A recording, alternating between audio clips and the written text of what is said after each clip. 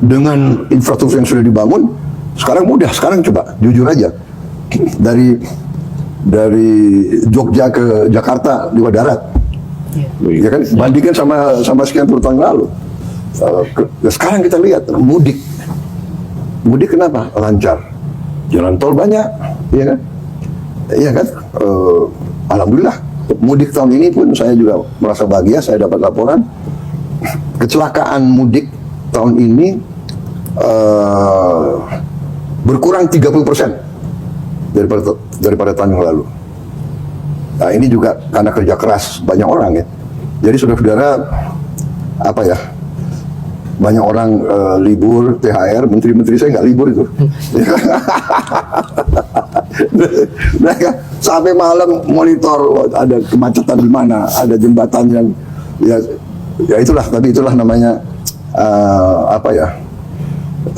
kebanggaan ya, kalau kita bisa bermanfaat, bekerja untuk rakyat kita, itu kehormatan. Jadi ada kebahagiaan. Saya izin follow apa ya. Apa yang Bapak sampaikan itu cukup clear rasanya. Sama seperti beberapa waktu lalu ketika Bapak mengumpulkan beberapa pemimpin redaksi dan bercerita masalah-masalah isu-isu sensitif yang ada di perbincangan publik gitu. Nah, ini rasanya kurang tersampaikan ke publik gitu ya. Padahal Bapak cukup banyak punya organ yang berurusan dengan komunikasi. Kita ini tumbuh mengikuti jejaknya Pak Prabowo dalam politik. Rasanya kita semua ini, mulai dari Bapak ikut konvensi Golkar, kemudian mendirikan Gerindra, kemudian maju Megapro, maju dan seterusnya sampai akhirnya Bapak terpilih.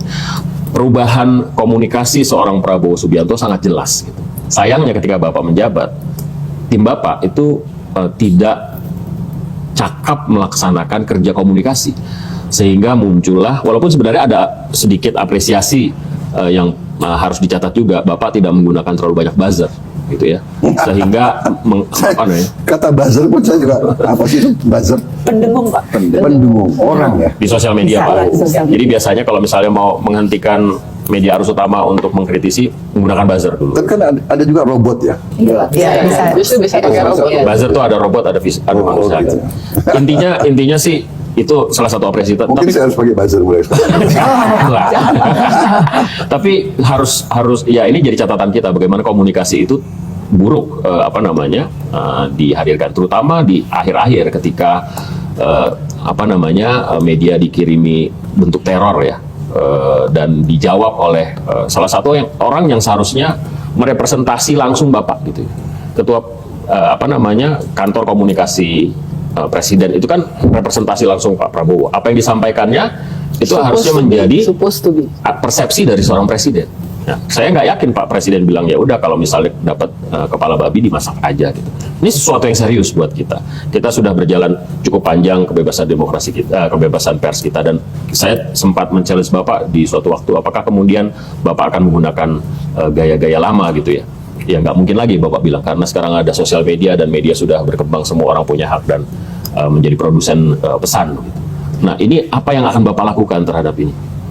Perbaikan Bapak komunikasi. juga sebelumnya juga sudah mengatakan komunikasi kita jelek dalam satu acara terbuka. Saya ingin jawab ya.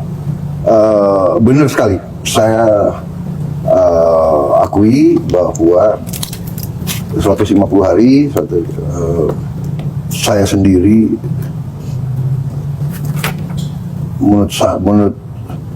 menurut pendapat saya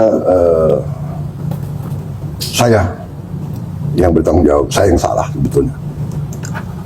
Kenapa? Karena begitu kita dapat mandat, fokus saya, antusiasme saya, semangat saya adalah bagaimana bisa dengan waktu yang sesingkat-singkatnya deliver.